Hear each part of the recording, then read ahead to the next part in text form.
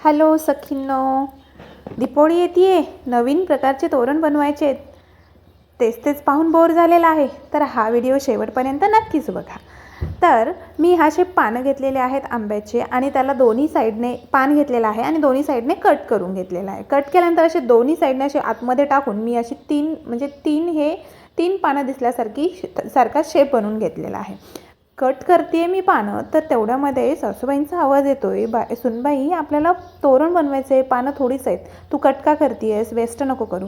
मी म्हटलं नाही सासूबाई, हे मी तोरणच बनते आहे. तर तेवढ्यामध्ये मी काय करते, तोरण बनवते.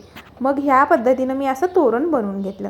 तुम्हीसुद्धा ह्या पद्धतीने तोरण बनवू शकता. त्यासाठी आपल्याला जास्त असं काही लागणार नाही आहे. एक सुईदोरा लागतो आहे आणि म्हणजे काही पानं लागतील आणि काही फुलं लागतील.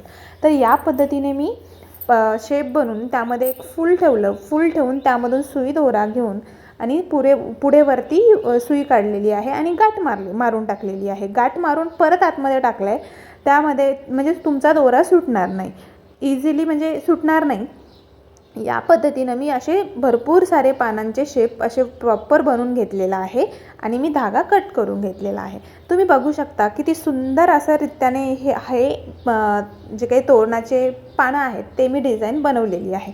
तुम्हीसुद्धा बनवू शकता आणि सोपी पद्धत आहे एकदम. घरच्या घरी तुम्ही बनवून तुम्ही तुमच्या घराला दीपावलीला सजवू शकता.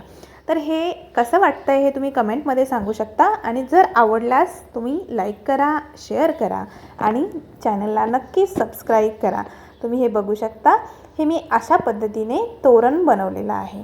तुम्हालासुद्धा आवडेल नक्कीच ही अपेक्षा आहे आणि तुम्हीसुद्धा हे बनवून घरी ट्राय करून बघा आणि नक्कीच कमेंटमध्ये सांगा की कसा बनलेला आहे आणि कसा दिसतो आहे.